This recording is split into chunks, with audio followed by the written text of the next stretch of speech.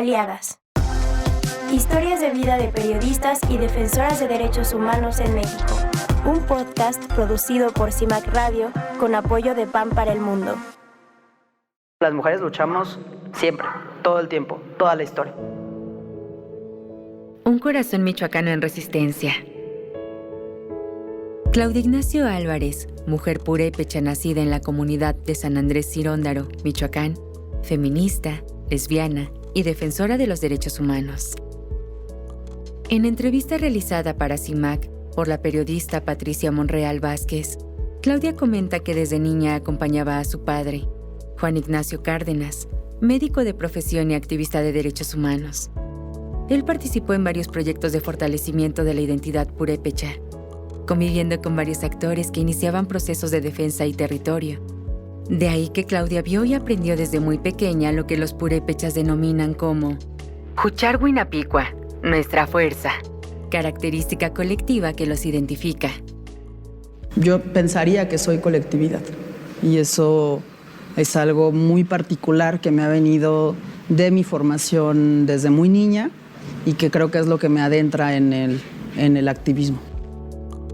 Claudia es una de las más de 124,000 mujeres que conforman el 52% de la población indígena en ese estado. El activismo familiar por la defensa del territorio y la identidad la movió a estudiar historia en la Universidad Michoacana de San Nicolás de Hidalgo, lo que le permitió ir conociendo procesos de resistencia dentro de las comunidades, mismos que se habían dado a lo largo del tiempo. Más tarde, la decisión de abordar la defensa de los derechos ambientales la llevó a realizar la maestría en Ciencias del Desarrollo Rural Regional en la Universidad Autónoma de Chapingo. De manera fortuita, en 2012, llegó a la Sierra Costa de Michoacán a dar clases en la Universidad Intercultural Indígena, en el plantel Faro de Bucerías. Ahí me encuentro yo creo que con mi primer choque cultural real, ¿no? Yo había estado toda mi vida oscilando entre la ciudad, entre Morelia, la vida occidental y la vida en Ciróndaro. Pero nunca había visto de cerca cómo vivían otros pueblos originarios. Entonces me encuentro con el pueblo náhuatl, con que su organización, su forma de ver el mundo, sus prácticas son totalmente distintas y quedo sumamente impresionada. Me empiezo a adentrar en la relación con las comunidades de la Sierra Costa de Michoacán. En 2013 llegó a la comunidad de San Juan Huitzontla, cuyo líder comunal era Eustacio Alcalá Díaz, Tacho, con el cual hizo una alianza para fortalecer el proceso de resistencia contra megaproyectos, resistencia contra el crimen organizado y la exigencia de la presencia del Estado, no solo a través de las fuerzas de seguridad pública, sino a través de autoridades que ayudaran al fortalecimiento y permitir el avance de las comunidades. Eustacio llevó a Claudia a un recorrido por la comunidad, explicándole por qué en ese momento había un retén con personas armadas en la entrada del pueblo. La versión gubernamental criminalizaba a la organización comunal en Huitzontla, con el argumento de que obedecían a la delincuencia organizada. La realidad, la comunidad estaba defendiendo, cuidando el territorio y su identidad.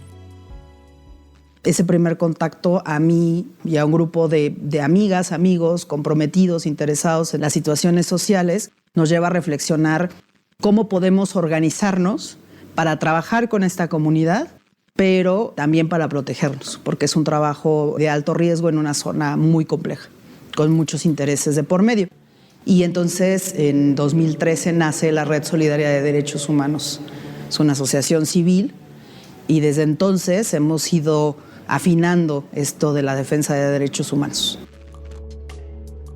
El caso Huitzontla fue muy relevante para Claudia, ya que tras activar su guardia comunal para expulsar el crimen organizado y detener la minería que estaba a pie de carretera, se dio cuenta de que la riqueza de su organización residía en que la defensa activa del territorio, la cual hasta el momento era principalmente por hombres, se habían sumado mujeres, niñas y niños, y personas jóvenes. Dicha defensa impactó no solo en su vida, sino en muchas mujeres. Comenta que han logrado recurrir a herramientas para generar procesos de transformación social, siendo una de las más importantes, crear una memoria.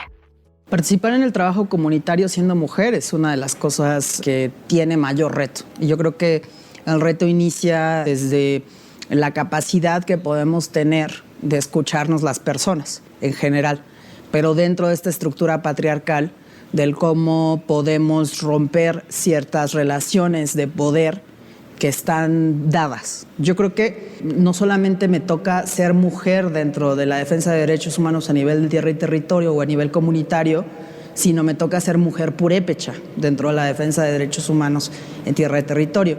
Y este ser purépecha ha jugado siempre un papel importante en el cómo me vinculo con los actores comunitarios.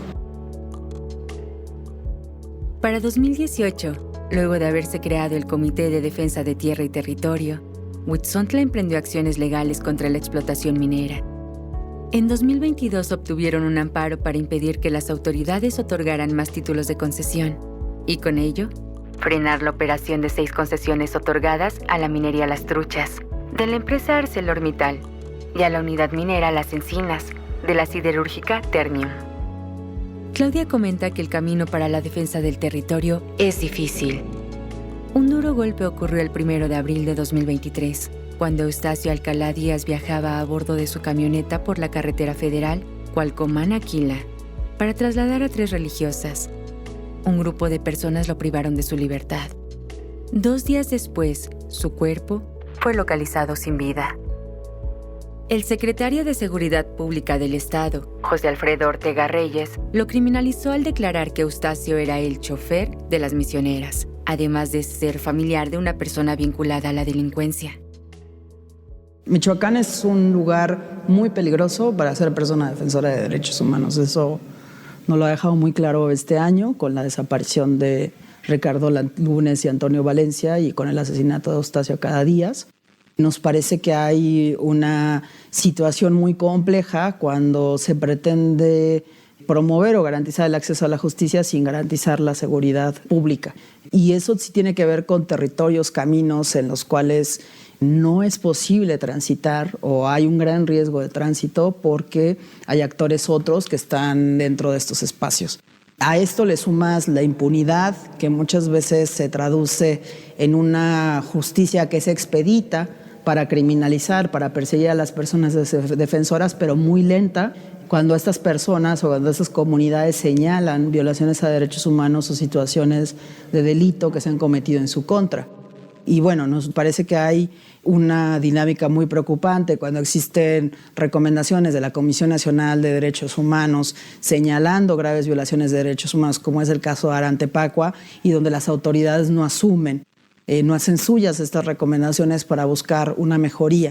Nos preocupa mucho el papel de la Fiscalía porque la vemos lenta y porque la hemos visto inactiva. Durante los 2 primeros años del gobierno de Alfredo Ramírez Bedoya, del 2021 al 2023, en Michoacán fueron asesinados o desaparecidos 11 defensores de derechos humanos.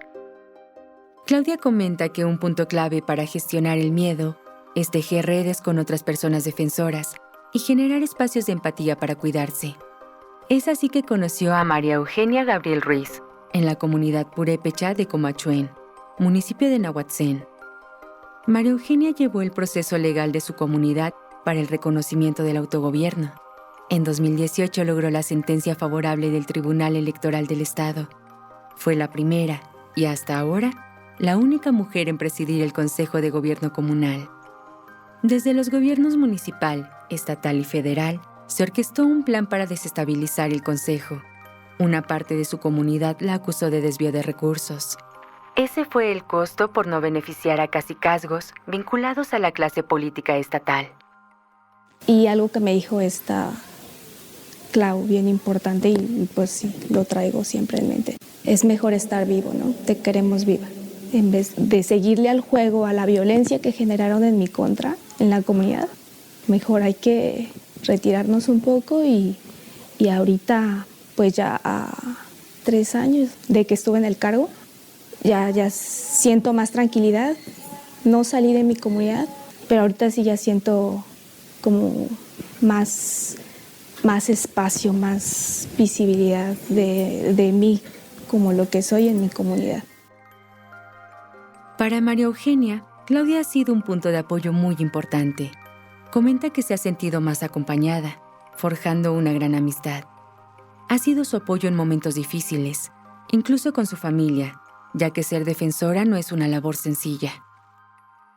La defensa por los derechos humanos que he ejercido, que yo digo que ejercen las mujeres, es totalmente más grande que la de los hombres, y a veces las mujeres sentimos más esas luchas y lo damos todo, y ella es más conflictiva, es más confrontativa, tienes que involucrar pues toda tu vida, no es nada más como prestas un servicio y ya, no, sino que toda tu vida está ahí metida. Con un semblante reflexivo, Claudia coincide con María Eugenia.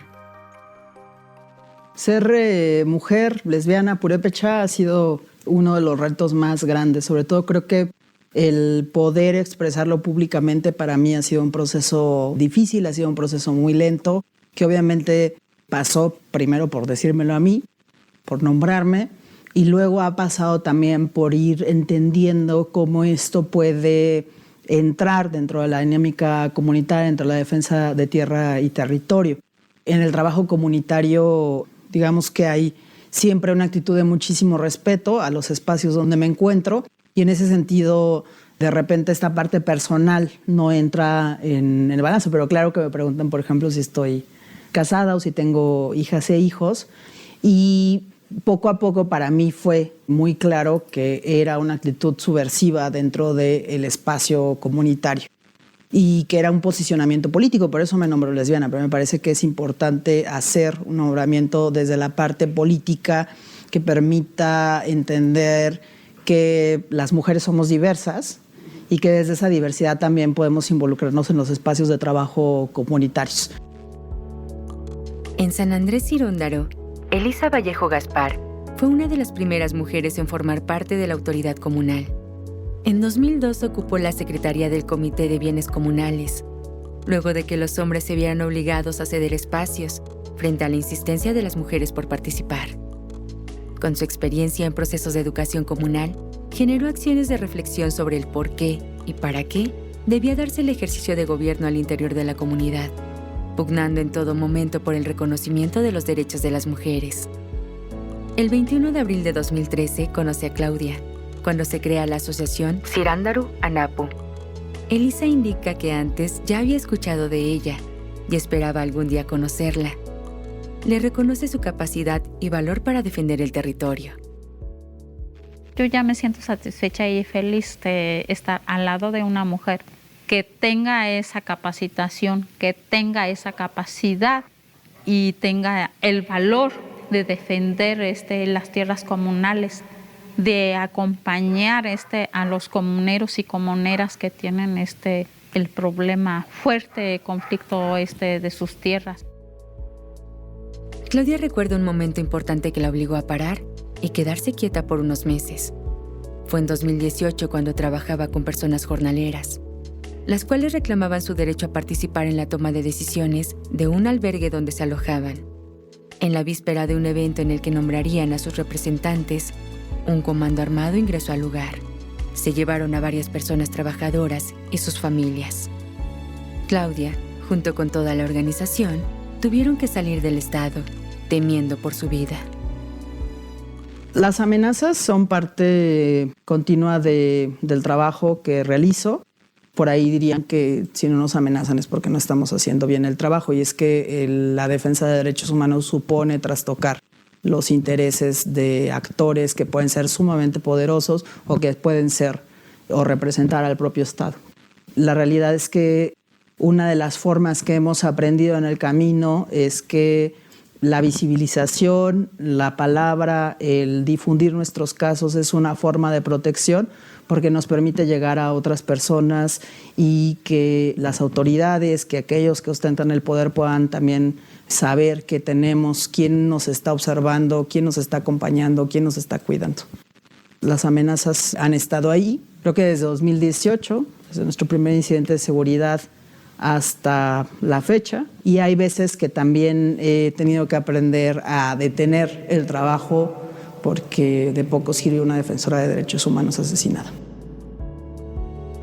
En Michoacán, Datos del Censo Agropecuario de 2022 indican que del 1.4 millón de personas que conforman la mano de obra del Estado, 833,000 son jornaleros agrícolas, muchos de ellos migrantes. Los cultivos de aguacate, frutos rojos, limón, guayaba y jitomate, entre algunos, representaron en 2022 un valor en la producción de 112.2 mil millones de pesos. Ante las condiciones de explotación y la constante violación de derechos a los jornaleros, la Red Solidaria de Derechos Humanos decidió dar acompañamiento y apoyo, principalmente a las personas trabajadoras de jitomate del municipio de Tanoato. Durante la pandemia por COVID-19, en el municipio de Ciróndaro, se conformó el colectivo Mujeres Bordando Esperanza, que, entre otras acciones, elaboró cubrebocas para entregarlos a personas adultas mayores de la comunidad.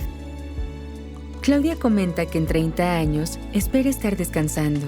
Su sueño es tener un lugar donde puedan llegar mujeres defensoras de derechos humanos a descansar, a cuidarse, a prepararse para agarrar energía y seguir. Mi organización es la Red Solidaria de Derechos Humanos. Trabajamos en el acompañamiento de comunidades de pueblos originarios en el estado de Michoacán, temas como soberanía alimentaria, como autonomía, libre determinación, participación política de las mujeres desde un enfoque psicosocial, feminista e interseccional. Es necesario seguir luchando, es necesario seguir defendiendo derechos humanos.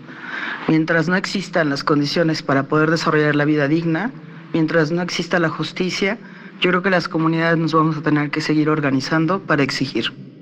Este episodio fue adaptado del texto original, Un corazón michoacano en resistencia, de la periodista Patricia Monreal Vázquez. La edición de audio estuvo a cargo de Lucero Zamora Castillo.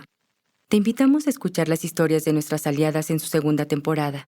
Lo puedes hacer en tu plataforma de podcast preferida o en cimacnoticias.com.mx. Aliadas. Historias de vida de periodistas y defensoras de derechos humanos en México. Un podcast producido por CIMAC Radio con apoyo de PAN para el Mundo.